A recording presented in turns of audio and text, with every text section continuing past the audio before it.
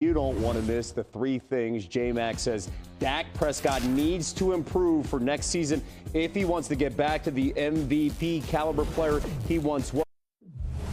Yeah, well, he turned and looked at me and said, I love you, and I turned and said, I love you back. There's still a little bit of Ferris Bueller in this player. I'm understanding this because you hear love and then you hear Ferris Bueller. You know, I can't give you all the ingredients to the hot dog. You might not like it. I think it's in reference to how the sausage is made type of thing. Yesterday is as dead as Napoleon. Depression lives in the past, anxiety in the future. So we get to keep this trait. I love. All right, new on it. When we lose, I ain't even getting a shower till early this morning. You good with not like him not showering? You okay? 1,000%. You would not. JT literally sprained his nuts. Oh, excuse me, sorry. Sprained his nuts. You can do it stepping off a curve. Yeah. Or you can do it at midnight. Every injury they're referring to took place then, and that they're saying it's nuts. Truly, battle testies. They really are. Battle tested football team, Jason. Certainly a great season with these guys trying to translate the best that players and coaches threw at them, and we aren't done yet. Jerry Jones left us with this one this week when he was asked about fan disappointment in the coaching hire of Brian Schottenheimer. Listen to this. Just like the game itself, there's a very low percentage of this that is smiles and glory holes. Very low percentage. Okay. Well, Low percentage. low. That's good. I mean, I'd like to keep that as low as possible. I think I'm okay with the smiles. I think it's the combination part of it that makes it Was one a from little smiles? Yeah. Actually, no.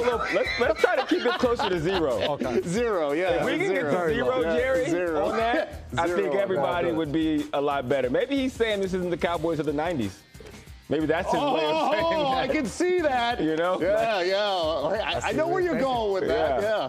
I can definitely see. There's no White House there. Yeah, No, I can understand. There you exactly. go. There you go. All right, we also have a bonus lost in translation today. How about this? What are we doing, Jason McCourty? Kev, there's nothing lost about the translation of that. That is two gentlemen right there dominating in trivia. And when you dominate, you got to celebrate and dance. That right there is what you call getting low. I am not that old. The knees still work. I can go down there. I'm all good. I'm all good. Listen, I appreciate the bending. It's the arm. I love it. I'm in tears right now because that with no sound or context is a wow. I cannot wait to use it as a meme on Instagram. that looks crazy. That takes a different translation.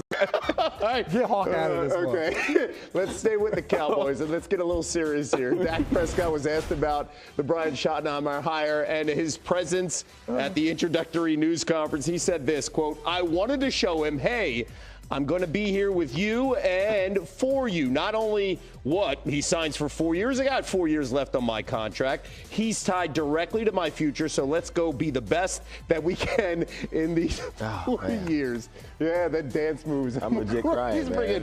All right, the Cowboys have a lot of work to do this offseason. It starts with clearing more than $3 million to get under the projected cap for 2025. They have a number of key free agents, of course, veterans DeMarcus Lawrence and Zach Martin. But the big storyline, and we're going to hear it every single day, especially if you watch Get Up, Micah Parsons can be a free agent after next year as he enters the final year of his rookie deal. And I make that joke just because it was a storyline last year when we talked about CeeDee Lamb. We talked about Dak Prescott up until the kickoff where they finally got their deals. So when you hear about this, your thoughts on the whole head coaching search, we'll get to Dak in a moment. Yeah, I look at it and I feel like Schottenheimer's taking a lot of shots because of the process it took to get here. At one point, we all assumed Mike McCarthy was going to be back. There was a negotiation period. It seemed as though they were going to come to an agreement to bring him back, and then you don't. So for Cowboys fans, you kind of get excited. You start talking about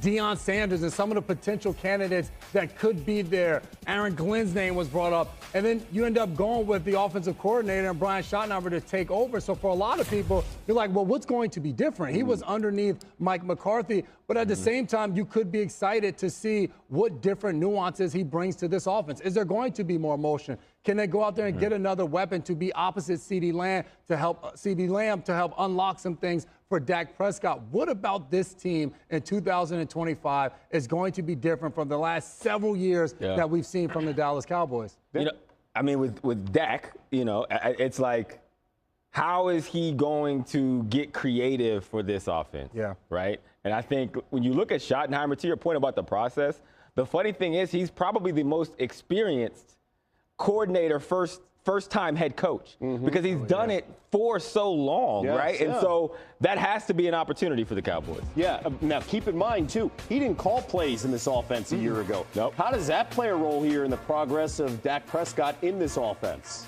You know, I think it has to have like an evolution as well. And I know we've used that term a few times today, but when they were in the West Coast offense, whenever it's not super meticulous and detailed, which at times when you watch the Cowboys a year ago was the case, it's enough wiggle room for you to be wrong, right? It's like it's almost too vague. Yeah. When you think of the way that the West Coast, that the Shanahan system runs, which basically 75% of the league does now, all the answers to the test are there, and it makes it easier on the players. So how are you doing that for Dak, this receiving core, the run game? How are you marrying up the pass game to the run game to make it all look the same? To make a defense think while your guys are going full speed and not having to think too much? Because the old West Coast system, there's a ton of thinking, a ton of adjustments. And the new version, it's all speed and go. And the toughest thing I look at is, what's the expectation for this team, realistically? Like, if I'm a Cowboys fan, what about everything that has just transpired over the last few days gets me excited for this upcoming season?